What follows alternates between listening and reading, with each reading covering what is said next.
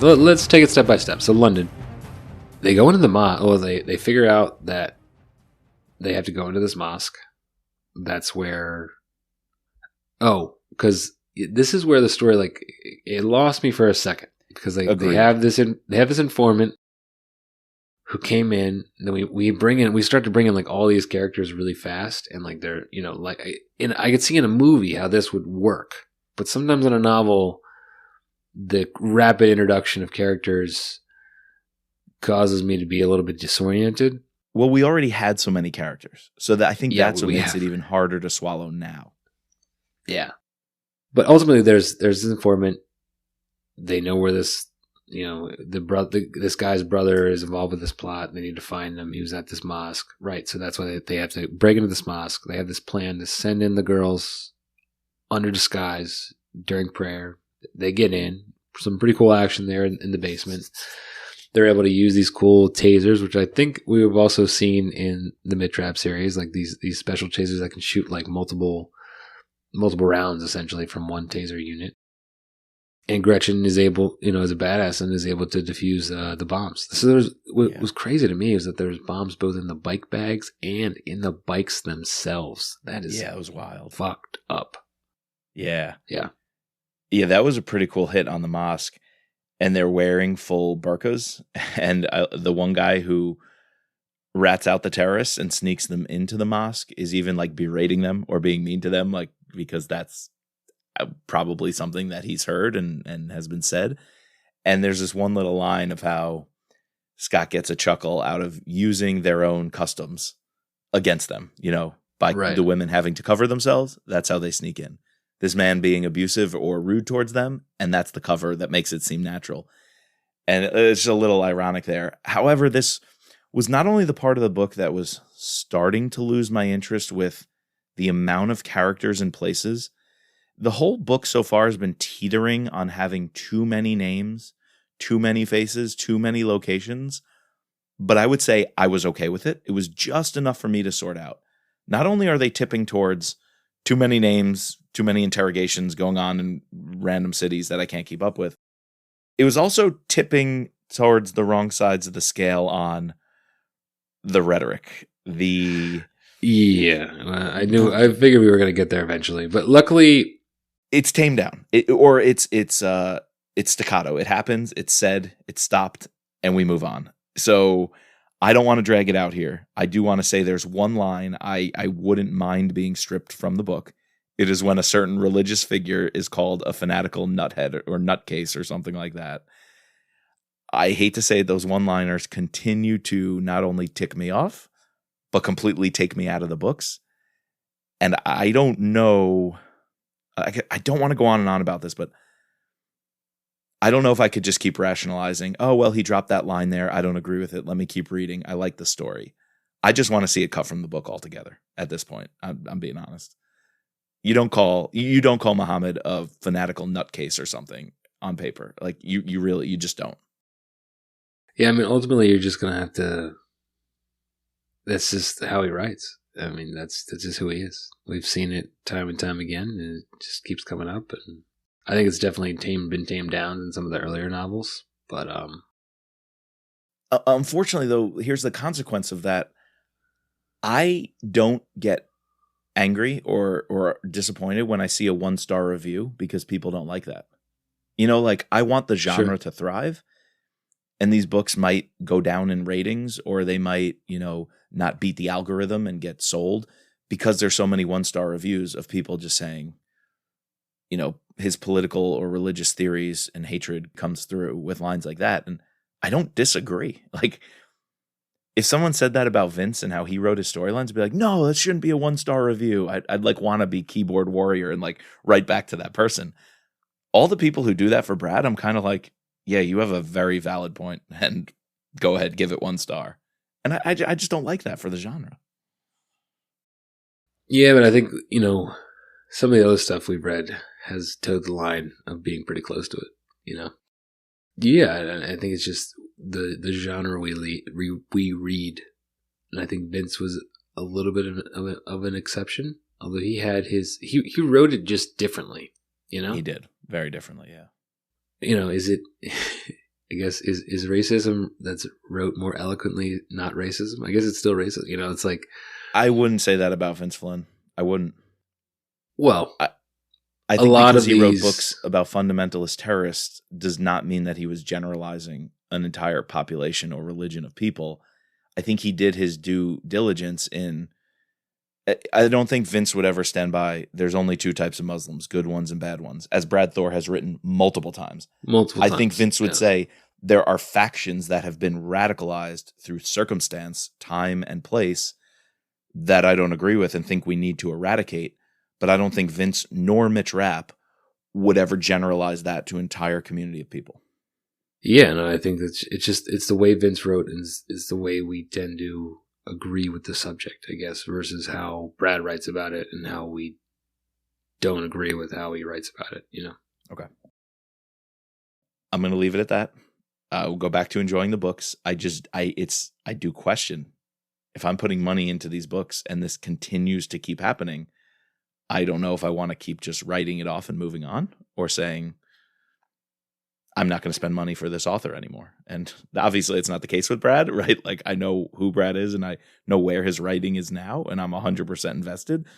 But if I was reading this in, I don't know what year, 2011, 2010, you said this came out. I don't know. It's a personal call, I guess.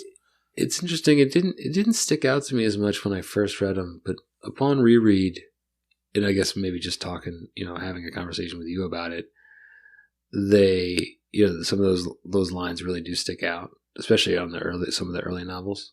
Did we just go woke? Is that what's happening here? Yeah, are we just too woke for this podcast now? Like we can you know, it's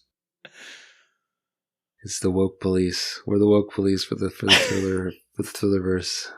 No, I don't. Well, like, you know, we have women in this book, so it's okay. We have women operators, so you know what? We're checking boxes. We're all right. We're good to go. We have women operators. There's a gay character in this novel who gets redeemed, who we realize is innocent in the end. No, I think so. It's at this point of the novel where I thought I had made the comment on a couple podcasts ago that maybe when he did his whole Da Vinci Code of Islam, it was a signal that he was going to move on from, you know, pounding us with these ideas that he's been, you know, going on about, like, you know, good and bad Muslims and stuff like that. But, you know, it's obviously still prevalent in his mind, and I don't know when it teeters off. Like I'm almost positive, you know, it wasn't really in Rising Tiger, wasn't in, you know, Near Dark or Backlash, or Black Ice. So, you know, I think like it's just this is sort of the turning point of what sort of villains these characters want to put in their novels. Yeah, you know, but you got to make a call about what you feel is right and what you got to call it out when you read it. So, right. Although I'll change tact here because I did find a quote that when I read it, I was like, that is so true. And if you're writing this more than a decade ago, it's interesting how he'll write something that I completely agree with. And then exactly. And then in the same paragraph, he can write something that it's not like I don't agree with it. I don't agree with how he said it or like how he thinks about it, but like there's essence of it that like the base of it is right, you know? It's very strange. He's very forward. So he's a very passionate guy. But then his analysis of geopolitics is so spot on. Oh, it's so spot on. He gets something so right that ends up coming true or is really what happens as a result of radical extremism and the West's reaction to it. You're like, you really have your finger on something important here. If we could just drop some of the explosive rhetoric for, you know, just clickbait kind of lines, I'd be all for what he's doing here. I mean, just listen to this, which he writes in about the 3/4 mark of this book. The easiest answer is that Muslim attacks in Western Europe erode support for the wars in Iraq and Afghanistan. The less support America has from its allies, the deeper it will get drawn into those conflicts. I think that's entirely true. The attacks in Europe, the London bombings, Madrid bombings, France attacks, they weaken the European resolve to support America in its international efforts. And so he writes, with the Madrid train bombings, Islamic terrorists had proven that they could influence Western elections and help catapult politicians to power who would withdraw support for American military actions. Why wouldn't the Chinese have picked up and expanded upon this as well? It was an exceptional tactic. Like, that's what terrorism has done. And that's how terrorism works, is you scare people and politicians into reversing course on some effort that they've had in supporting the American military, and therefore our efforts are undermined because our allies are being scared and freaked out. And why wouldn't the Chinese and the Russians be watching what's going on there, and then maybe possibly encouraging these attacks as a way to weaken and erode America's resolve? I mean, like, he's got something so right and spot on that I do hope we get more of Brad's understanding of the geopolitical landscape without broad sweeping generalizations of the people of the cultures who are also themselves dealing with terrorism and radical fundamentalism affecting them. We never really often see that angle. It's often just, these guys are bad, their countries are bad, they're doing bad things. And I think Vince and others are more likely to give us the human aspect of it and the humanity behind, like, a Marwan. We don't know anything about his family, or the humanity between other people and how the terrorism is affecting their own communities. You know, when Mitch is on the ground in Iraq or in Afghanistan, I don't know if we fully see that here. No, I think you hit it perfectly. Like, that's the difference between Brad and Vince. One of the differences is, like, I think back to I forget what novel it is, but when Mitch goes, he's in Iraq or in Afghanistan, and he inserts himself into that village, and we see the perspective of the women and their family members who decide, are against what's going on in the village and how the resistance that they're putting up. How can you say they're also, Muslim or, follow Islam? How can you say that they are not good? I just don't agree with the fact that there's only the Sith deal in binaries. Like, that is one of the greatest factoids from Star Wars that anyone, you can take that in any life. Like, absolutely. There's gray everywhere. So that's it. Only the Sith deal in absolutes. That line might be low key almost as good as "I am your father." Like, it's that iconic of a Star Wars line. Yeah, I mean, it's true, because it applies not only in these fictional universes, but anywhere in life. Yep. Hey, good stuff. But there's an attack about to happen in Amsterdam, and we better get the Athena team over there and into the red light district, because, man, that was pretty wild when they've got all these different lookouts. And I liked how they were like, we're going to stand out like a sore thumb. The terrorists will definitely know we're onto them if there's a bunch of guys on the streets kind of looking for trouble. Like, oh, they won't be seen because they're not going to be guys. They're going to be dressed as escorts and prostitutes dancing in windows, but they're secretly the Athena team looking out for the bombers. Like, that was a pretty cool undercover operation right there, wasn't it? Yeah, I mean, it lent itself. I could see why he was ultimately wanted to end up in Amsterdam in the red light district. It made sense, why to take the plot that way. Again, one of the best things that Brad does is, bring in these other foreign intelligence units. Obviously Brad's able to get into the country with this guy. He has a prior relationship. This guy ultimately ends up helping him throughout the entire mission. Through the we see a gruesome interrogation in the backseat of a car with that accountant guy who's actually, in charge of the terrorist, or one of the people who's in charge of the terrorist cell. Yeah, that's got to be one of the worst things I've ever seen. Like, just the description of the feet. Oh, I would cringe just thinking about it. Yeah, and he keeps telling him, drive faster, keep up our speed, whatever you do, don't slow down. So he can dangle the terrorists' feet out the car and watch them grind away down to wooden, or bony stubs grinding on the asphalt. I'm like, oh my God. Oh, that's up there with like Jack Carr and his ghost peppers, I guess Brad did that too. Ghost pepper up the urethra. Like, he did. Oh, it's brutal, man. We could have, I don't know if it's PC enough, we could have a pod that's the best, like the most ridiculous kills in all of these different novels, you know? Oh, dude, it'd be over the top. We'd have to mark that explicit for sure. Oh, yeah. I think Jack probably has a few in the top 5.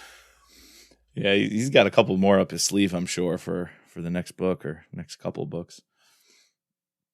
Oh, all this leads to a really cool scene, though, where one of the bombs does go off in Amsterdam, and they're able to catch most of the bombers before they detonate. But this one knocks out a building where Nikki Rodriguez was hanging out in, and she's stuck in the rubble. And basically, Scott gets the guys like, hold up this wall, don't let it fall.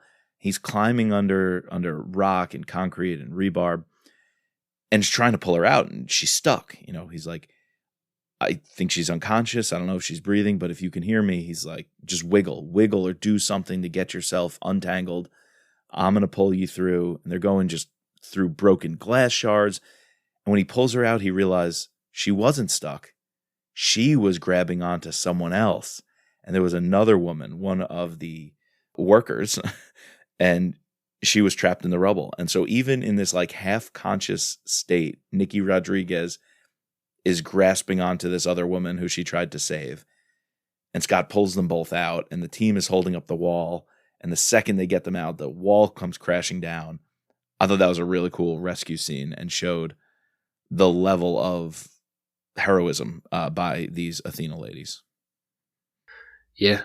No, like both their actions in the mosque in London and their actions in the red light district really prove that these characters are badass. I want to see more of them going forward. I love the banter between, the complexity between all of them. And then they even insert themselves into the investigation when we go back to America in Chicago. And they're immediately able to help Scott track down, figure out, where the cell is in the United States. We meet this Aziz Alim, with Captain Doublehooks. Captain Doublehooks, I like it. Who ultimately gets away, right, at the very end. And there's talk of this attack on New York City or LA where nuclear radiation will rain down from the skies. And we're left with that cliffhanger where Chase doesn't, or no, at the very end, they're in, where are they? In Morocco? No, where? So, Yemen. They're in Yemen. Yemen. Okay, Yemen. So the way that all happens, though, is the Athena team comes to Chicago with Scott, and they stop one last attack, which was going to be Mumbai style, which I remember that attack, but I forgot the specifics, which apparently they were both suicide vests and bombers, but also active shooters.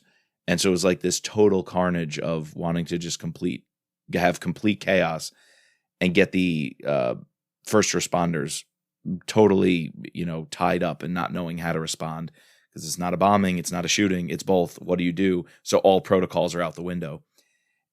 And the vests are not activated. I thought that was really interesting. When the 3 cops, or the 2 cops and the private investigator, are tied up, and Marwan says to Rashid, I'll allow you to choose what to do with them.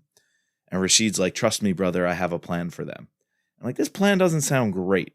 He's going to jack them up with vests, put a camera in the corner, and watch them and wait for the first responders to get there before he blows them all up. I'm like, if you really are the terrorist guy, that's probably not the best way to inflict mass carnage. Like, if you got I think it was just a way, the explanation to Marwan is like, oh, this is a good way to take out some law enforcement people, because we'll call the police and say that you have these 3 detectives there. But it was at this point that I knew exactly Rashid was a good guy. That's what I was going for. The way he was setting up that op, I'm like, it sounds like there's a lot of ways this can go wrong, and that was precisely the case, right? Like, so once Scott and Gretchen got there, she was able to defuse the bombs, and she's confused because she realizes they're not actually activated. There's some sort of detonation that wasn't put together. And so we're clued in to think the way Rashid set this whole thing up and it failed, and some other operations he was supposedly in charge of have fallen through, the reveal is easier to digest, and you go back and go, oh, now I get it. he was a CIA inside man the whole time. So that was kind of cool. I don't know where I was going to go with that. So what happens then to cut to the epilogue in Yemen? They know Aziz Alim, Doublehooks, was behind it, and now Scott has him and is about to turn him over in Yemen to the CIA guy, Sean Chase, who was Rashid undercover. Yeah, so the CIA could get some brownie points because the Carlton Group doesn't want anything to do with it. Yeah, this is after, they go into the mosque, or not. It's not a mosque this time. It's a mattress store? What is it? A furniture store? There's the whole furniture store thing too. Yeah. Yeah. So go into the furniture store, take out everyone there. That's ultimately where they, Marwan end up getting killed. That's where we find out that Sean Casey, as you mentioned in the beginning, is a good guy. After some phone calls, and then they're able to, go stop they don't have to worry about the terrorists or the vest because Sean rigged them the same way he did the cops, but they do have to worry about the active shooters because Marwan wouldn't allow them. He wanted them to use only his special ammunition, which would backfire on them. But Marwan said, no, use his ammunition first, and then only if you need to use the new ammunition. So they have to go and take, and that's where everything is like, when you're reading this, it's going really fast. Like, it's just, it is. We're at warp speed in terms of like acceleration of the plot, and then Scott and Gretchen takes out one of the guys and then just like immediately just dips out like as a secret force to not be seen because she's not technically supposed to be operating on American soil, right? And the investigators don't know who took that terrorist down. It's like this random bullet and shot that's unaccounted for in all of their weapons. And at least this like ghost theory of some U.S. Marshal who happened to be in the right place at the right time and saved the day, but doesn't want to be known. And he's, out there somewhere who stopped this attack. Right. But we secretly know it's the Athena ladies. Yeah, that was cool. Is there too much happening? Considering the whole first hour of conversation you and I had, and then all of this going on in just the final fourth of the book, is it one step too many in plots and action and nearly averted this bomb and then these shooters and then we took down this guy and interrogated this guy? While I was playing along and keeping up the first half, 2/3 of this book, was it one too many? A bit too much going on here in the final concluding action. Did you need London and Amsterdam? I think at some point I turned off my deduction cap. I turned it off pretty early, actually, once we were running around Europe. And I just was like, I'm down for the ride. Like, wherever you go, I'm gonna take it. And I think that allowed me to, especially when we get introduced to the Athena team, that's 5 new characters that we're supposed to care about. Yep. 2/3 of the way into the book. And you always have to just, all right, just I'm not gonna get any sort of super depth into any of these people, and I'm just gonna roll. We gotta just go. And I think that, knowing that mindset allowed me to not get hung up on any one thing and not worry about the fact that there's a shit ton of stuff going on at the end of this novel. Yep. But I do think it all made sense, and I do think it made sense in terms of how they were able to foil the plot. I think it all checks out. I think it definitely all checks out. I had to stop trying to do the mental gymnastics to keep up. Yeah, and just get carried away with it. So if you do, then you're gonna get bogged down, and you're not gonna enjoy the ride. And I think it all checks out, but you'll enjoy it less. I think that's key. Yeah, that's true. All right, so the final bit of we're skating around this cliffhanger ending. Yeah. Yeah. I had to text you to try to make sense of this all. I was like, Chris, do I have this right? Let me read that text because I think I put it all together. I think you were slightly off, but go ahead and read it. Was I? Okay, all right. Well, let me just tell you my quick understanding, and then you break it down and actually give us the doctor's perspective on this. The troll basically calls Scott as he has Alim, and he's turning him over to Sean Chase, the CIA guy. The troll says, Scott, I think you're going to want to hear this, and I think your boss, Reed Carlton, will want to hear this. So the troll is extending an olive branch. I got something. I think you want it. Yeah, because Scott says that the troll owes him money in person, but Correct. Then the troll says, I have something better. Yes. I have something better to give you and Reed. He turns out he took the flash drive when they met Stirk. And Stirk was the one posing as Tony Swee, who was dealing in intelligence. So she dealt with the troll. She was dealing with the terrorists somehow. We're not sure.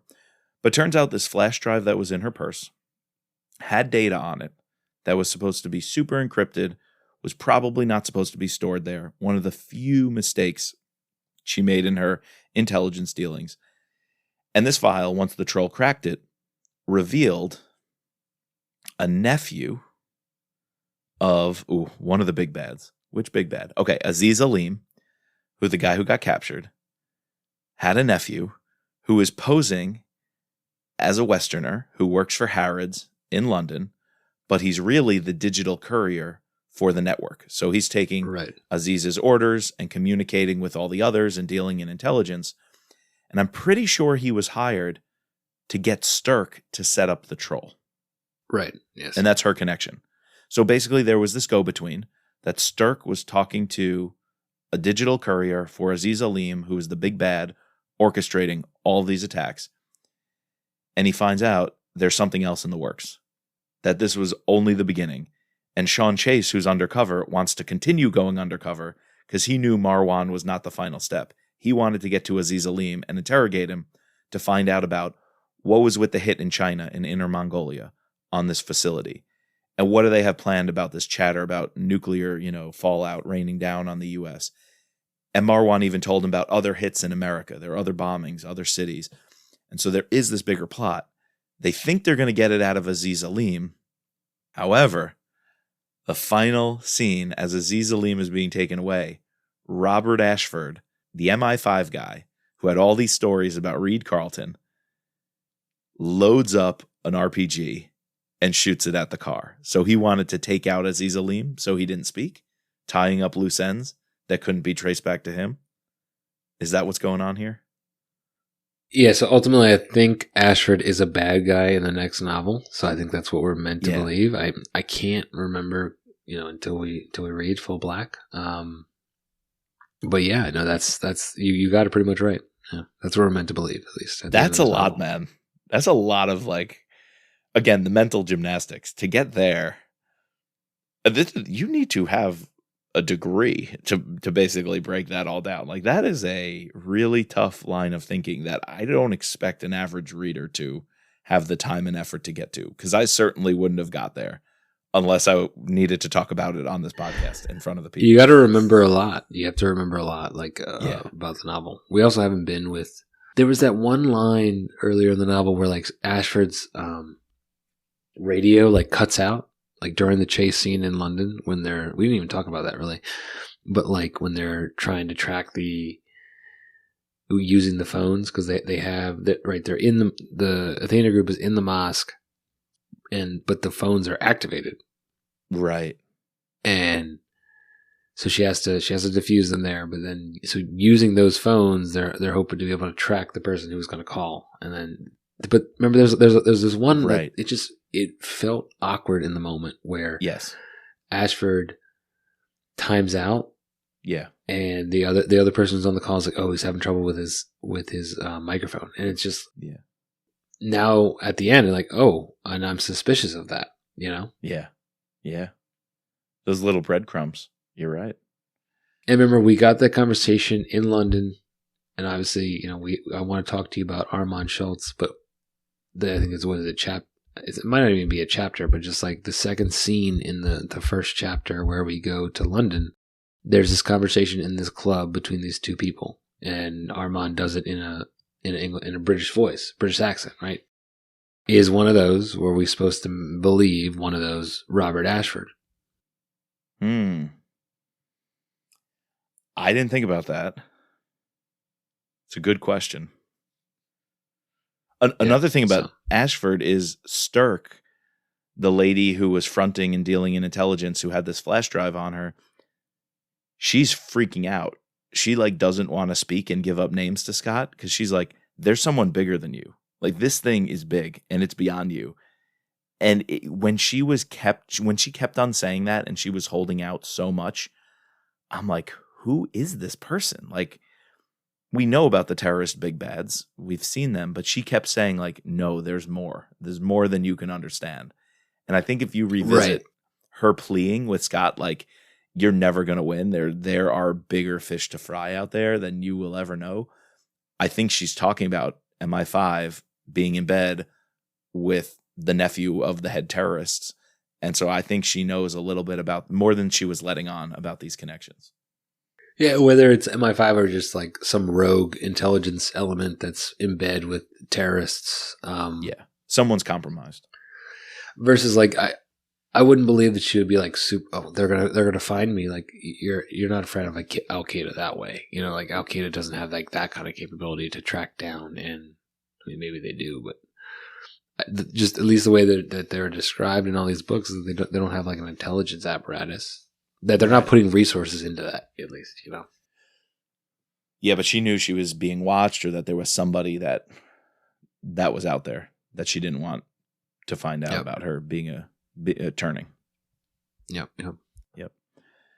Dude, that was a lot. I haven't felt that confused or overwhelmed with people, places, plots. This book had a lot going on, and I wonder as we move into the scorecard here, which maybe we do a little quicker. I think we've said a lot of what needs to get said. Yeah. But I don't know if that complexity is going to help or hurt this one, because I really liked the book. It was a lot of fun to read. I did like the book. I liked it a lot, but as I look back on it, I'm like, what here is going to stick versus what is here that I'm ultimately never going to remember because it's just buried in a ton of other plot? I wonder what's going to happen here. I'm not quite sure how I'm going to score this one. So, you know, maybe that's why this stretch I didn't ultimately remember like too much, because it's just jam packed. You know, it's heavy. Yeah, very dense. All right, I think the scorecard is going to help. Before we get to the scorecard, one thing: you and I did the audiobook, right? Yes. So now, what do you think? You know, this is now 2 books we've gotten with Armand Foley. Well, we had him the first book, and then we had a long part with George. What do you think about Armand Schultz? I love Armand Schultz. I loved him from the get-go. I think this was a hard book to do. I think it was a lot. I would not count this among his best through no fault of his own. The amount of characters in it is insane. But I really love his Scot. And when he's talking to the troll, and the troll's using mechanized voices a lot of times. So we didn't have any Gary Lawler, and I love Armand Schultz, Gary Lawler. So I can't fault him. This was not his best book, but overall, yes, he's the voice of Scot, and I absolutely love him reading the series. Why? I like his troll way better than George's troll. When he's with the troll in person, like 100%. Can't agree more. Yeah. I think this was just a hard book. Yeah. No, I mean, to have to change, you know, one, you're not a female, but to like. Oh, and then the Athena team. Yeah, I didn't even realize. He does it, the Gretchen Casey voice, he does pretty well. Like because she's got the Southern drawl. Yeah. But then like to have to jump as a non-female, to have to jump between 5 different inflections of your fake female voice, like that's hard. Yeah. Yeah. And I don't fault him on that, but it wasn't my favorite part of the audiobook, so it is what it is. And I think all right. You give me your action and plot scores while I look something up here. Action. I think if I'm going on the amount of action we got, it's 10 out of 10. It's got to be a 10, right? It's got to be a 10. We just got an absurd amount of action. It was paced pretty well. Looking back on it, though, it's hard to sort through what happened when, what came in the beginning, what came in the end, and how was this connected to that. So I shouldn't really pull action down too much for all that additional stuff. So I think I'm going to go 9 on I think action. It's just pure action, yeah. On pure action, and particularly that James Bond-esque scene when he steals the woman in the hotel on the French Riviera. Boy, I got to go 9 because it was near perfect, some of those individualized moments. When you string it all together, the plot gets a little convoluted. And I was okay with that through half this book. I was getting a little fatigued with the plot by the time we hit the 10th or 12th interrogation of a name that's going to give us some tip that leads to another name. So I think I'm going to drop it to 7. Sounds a little too low because I really like the big parts of this plot. So I'm going to go 8. All right, fair enough. Yeah, I think I'm pretty close with that. I'm going to go a 9 on action. Maybe I might even go 9.5 on action and an 8 on the plot. Like the plot was like good at times, but just like very convoluted at times. That I think it could have been tightened up a little bit. Not that stellar 9 or 10, that we've seen. Yeah, but I'm not going to go to 7 because it all does check out for being right. That it does check out. If it could have fallen by the wayside at the end, right, and that would have tanked it, right? So, right. Buy-in is interesting because as I'm reading it, I was really bought in all along. Yeah, I think I got to give it a 4 on buy-in. Like I didn't find any like real glaring things I didn't believe. Yeah, I agree. Sure, like this is all happening in a very condensed time frame, and there are some coincidences. That's why it's not a 5. But right, you got to. It's a fictional work, but there's not anything that was like super glaring. Exactly. Like some of the stuff we were reading in The Apostle or in Blowback, right? So, 100% agree. I think to say a 3 here, it would have had to be so convoluted that I couldn't keep up. And as I'm reading, I'm questioning what, wait, where, who, what. Instead, I was along for the ride. So that's a 4. It's just not as crisp as it needed to be to completely give me that unput downable, gripping pacing. Bad guys, good guys. I'm real curious because I'm not decided on the villains. Okay. All right. Before we get to that, I was looking up something because we were talking about Armand Schultz. The narrator for the Athena project is Elizabeth Marvel. Oh, okay, good. She is an actress, been in a lot of things. 2 of my favorite roles she's been in. She was in Homeland. She was the president at the very end of Homeland. Oh, really? That female who goes president? who goes apeshit. Wow. And, like puts everybody in prison. And she was also in as a solicitor general, I think, in House of Cards. Like I liked her role in that. Oh. So her voice, and I remembered when I listened to that. We can talk about it in the next book, but she was very good. So like, nice. And I was like, I brought that up because of this, Armand having to do 4 or 5 different female voices all in a row. If you're going to do a book with they're the main thing, you got to have a female narrator. Yeah, and I think you have to. Yeah, you have to have a female narrator. So I'm glad to hear that. And just based on what Armand did in this book, I wouldn't really want to hear him doing those 5 women again. So I think that's a great move. Yeah. All right. The good guys, good guys are a solid 5. Absolutely. Yeah, like especially Rashid. Once you learn he's a good guy, Sean Casey. Right. 100%. I guess for most of this novel, Ashford's a good guy, and I was digging him. We get obviously help from other intelligence agencies. We get help from the Troll, Padre Peo, the cops in Chicago. Oh, the cops, man. So good guys are a solid romp. The bad guys, though, even if like you take Rashid, Sean out of the good guys and put him into a bad guys because that was his role for most of the novel. Him and Marwan and Aziz, I could take him or leave him, Same. Yep. They weren't like super big baddie. I hate to say this, I'm between a 2 and a 3. I don't think I can go to 3. I think I got to go 2. And even I guess there's supposed to be this like other, even above Aziz, like, and that's what ultimately I think Robert Ashford is, like this, or whatever, maybe not him, but whoever he's involved with, there's this other big bad looming. But because we didn't get that in this novel, I can give that to this novel. You know what I mean? I agree. I mean, maybe if we read the next one and we go back and we look, we could rescore this. But as of right now, what I know, it's a 2. Yeah, I think I agree.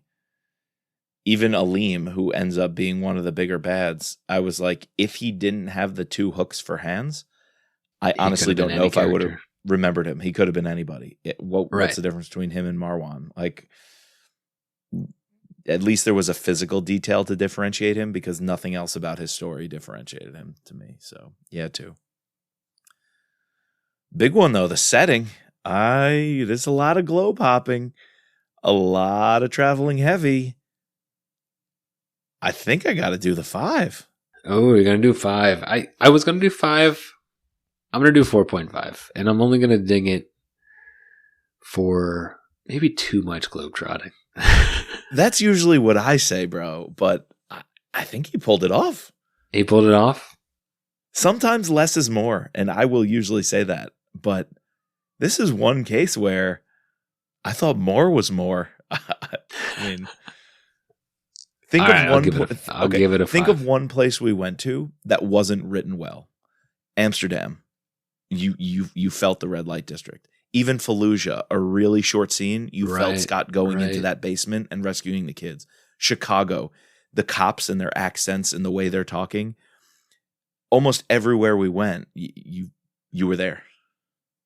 All right, it's a 5. Rome, even a tiny little scene with a bus that blows up next to the Colosseum. You just felt Italian. Like that chapter, I was like, let's go to Rome. This is great. I'm here. And then it's gone. But while it was there, I was there. All right. I'll agree with you. It's a 5. And the French Riviera, man. The James Bond scene. I was watching a James Bond movie play out as I read it. Probably my favorite scene. That whole interaction when he goes into that hotel. It was wild. It was great. All right. Shall we judge a cover by the book? Well,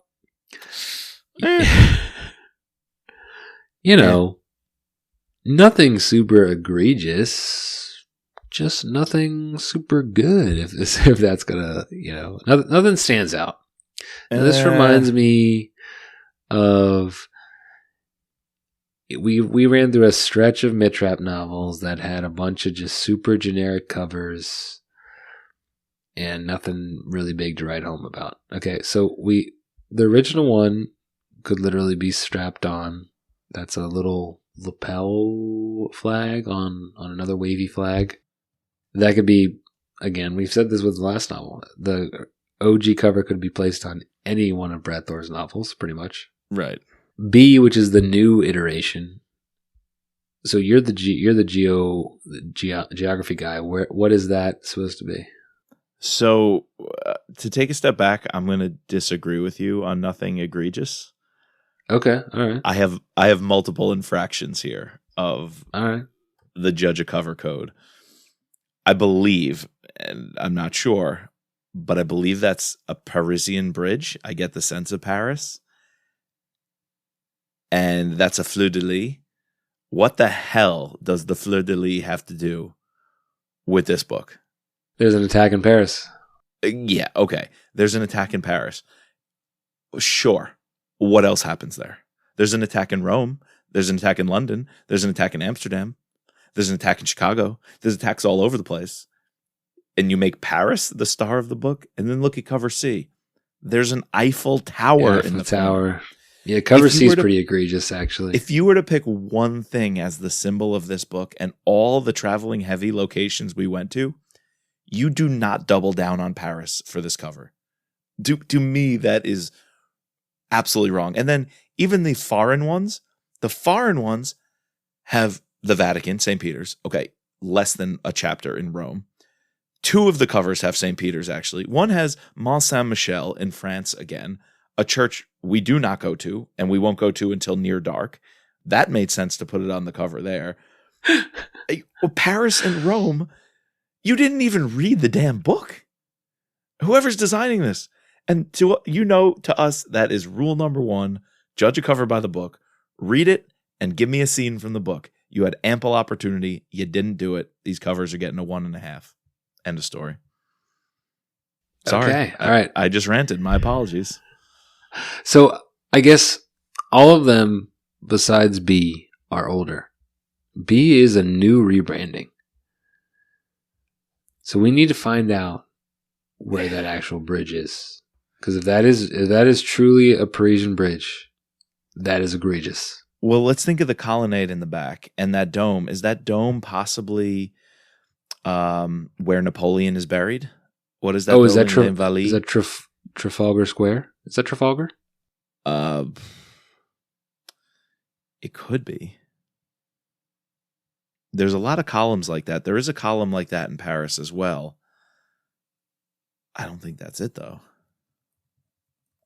Does Trafalgar Square have a dome like that anywhere nearby? It does from the museum. Yeah, the museum. That's a bridge leading into Trafalgar Square. There's no bridge near Trafalgar Square that would look like that. Is there? Or is that not a bridge? Is that a bridge? I don't know. It's got the lamps lining it.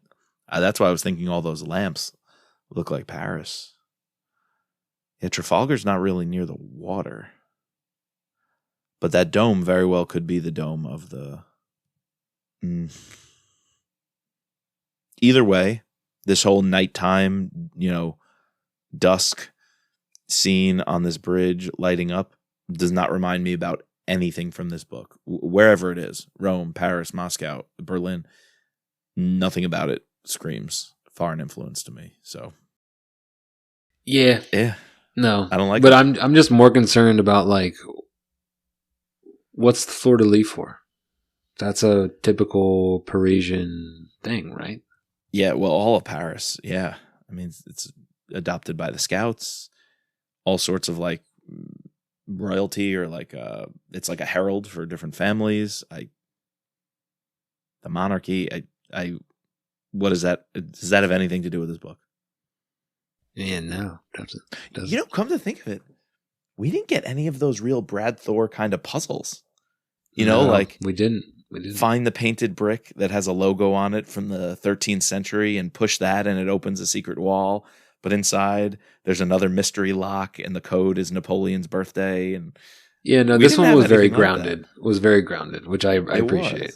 So it was. All right, I'm going. I'm going to. I want to. You went to 1.5. I'm going to 2. You're going to 2. Okay. Well, let's just do this. Which one is your favorite out of all these? If I had to pick it, it would be B. Yeah, for the composition, yes. For the composition of it, I mean, I like that one the best. All right. Okay, I think for the design, I'll agree with B. What's your favorite, Mike? Yeah, I guess I'll have to go with B. I'll go with B. I don't like it at all, but from a design perspective, sure. So, anyway, let's get to the actual good stuff, though, which is the free space, which, man, we could pick anything here. I'm going to let you go first because I have a few ideas of what you might pick, and I'll go the opposite way. What do you do for your 5 out of 5? I think I got to go the Three Stooges in Chicago. Yes. With Davidson, it's mainly Davidson and Vaughn. I like to do, buddy cop, these two people that are sort of forced to work together. And then you throw in this other like quirky private eye guy who like clips his toenails, like and eats his yogurt weird. Like it was so weird. It was funny. Like and all like Davidson, all of his ball jokes when they have to use these like surveillance camera that are shaped like balls, or like his wife jokes. It was just funny. I don't know. I found myself just having a little bit of comic relief during this novel that I enjoyed. 100%. And I liked how their storyline ultimately lined up with Brad's or with Scott's. I do that all the time with Scott's, and that is not always executed well. And I felt like this is one of the novels where it was done well, where you bring in the side story to your main story pretty efficiently. I'll agree. Wholeheartedly agree. Perfectly said. I love the Three Stooges over there in Chicago. Because of that, I'm going to go with Padre Peo. I love the early that's a good scenes. Love the troll up in the monastery, the Padre and Scott talking, his background, and he's kind of like the troll. He's both a friend and a confidant. They have a professional relationship, but it also seems they're also friends. Really liked everything, and riding the horses. the intrigue of finding where is the troll now. You know, we first met him, he was on that island in Brazil, and then he moved somewhere else. And currently in the books with Rising Tiger, he's got this really awesome like castle that he's defending. Right. So I just always love, where's the troll now? You know, where in the world is Carmen Sandy Trollego? Where in the world is the troll? And this one definitely is up there with one of his cooler haunts and hideouts. So really liked everything up in Basque Country and Padre Pio. I hope he sticks around. There was a point in my notes where I wrote down, oh crap, I forgot about this guy. That means he's going to die pretty soon. Yeah, we may never see him again though. Which would be cool, because you know another priest who we never saw again and just kind of disappeared into the ether? The old man was the priest who was friends from with Stan Hurley. From Killshot? Yeah. Yeah. And he was at the funeral. I think he was at Stansfield's funeral or one of them. I kind of liked how he floated around in the background for a few books. You definitely know he passed on, you know, but you wonder, what else was he involved in? What else in history was he privy to? And I kind of get the sense of Padre Pio, he's seen a lot, he will see a lot, and he's just going to silently pull strings and operate in the shadows. And I think it's just a really cool character and really adds to the storytelling. Yep. All right, so what are our totals there, Mike? Chris, you got a total of 41, and I ended up giving a half back to the plot. I went 8.5 on the plot. I think you didn't want to be below 40, huh? You didn't want to be below 40. It also brings it to a nice even 40, and I really did like this book, so I think 40 is a fair score there. 40 and a 41. How does that rank compared to what we've covered so far? You know, this is one of the things I was working on before the pod, so I don't have it all put together. So if I put a 41, you have a 40. So we rated State of the Union a 45. I gave it a 45.5. You gave it a 41.5. Blowback, I gave it a 31. You gave it a 26. Takedown, I gave a 46.5. You gave it 47. Mm-hmm. First Commandment, I gave a 43.5. You gave a 44. I don't have the scores written down for Last Patriot. We gave Rising Tiger a 44.5 and a 45.5. So Last Patriot was 40.5 and 39.5. So I'm seeing numbers wise, this book is pretty much on par with The Last Patriot, on par with State of the Union for me, but it's definitely above Blowback. Above Blowback, below Takedown. Definitely lower than First Commandment, I would say. I remember liking that one. What was our Apostle scores? Do you have those? Don't have the scores for Apostle. So I think this is middle of the pack. Would you say this is going to stay about the middle of the pack? I gave the Apostle a 44.5. You gave it a 45.5. Interesting. Oh, yes. That's the one all in the Middle East, right? Yes, that was the last one. Yeah, I think this is definitely below the Apostle, below First Commandment, below Takedown. It's probably going to be on par with somewhere like a Lions, a State of the Union. Yeah, so we gave Lions a 23 and a 25 respectively. So if you double those, that's a 30. Lions is not a 38. That would be my worst book besides Path and Takedown. Path and Blowback. Yeah, we got to rescore that. And you give it a 42. Which I think is probably pretty accurate. Yeah, like I would change mine to be a 42, but I guess because I was doing it at a 30. This is before we had the final iteration of the scorecard. Yeah. Well, this is something we need to think about. We had... Oh, I know why. It would end up getting more because plot and action are more heavily weighted. So they would get a lot more points. No, I think this is all things that, like you said, this is a book sort of right in the middle of the pack, and I think we need to go back and discuss the first decade of Brad, and we can also go back and rescore both State of the Union and Path of the Assassin, get them lined up with our new 50-point scorecard and really see where everything lines up. So, yeah, looking forward to that in the future. Yeah, let's read the Athena Project next month. We'll try to pump that out in April.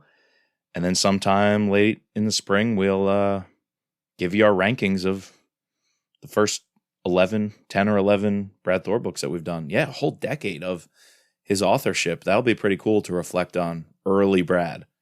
You know, like with Vince Flynn, we called it early Vince. And then clearly, like Memorial Day Mark, we've got another wave of Vince, that kind of new style of Vince. So, and then from there, we have Kyle Mills. So it's old Vince, new Vince. Kyle Mills is Mitch. I feel like we're going to see some patterns with Brad, and I think we're about to wrap up what I would consider early Brad. Yeah.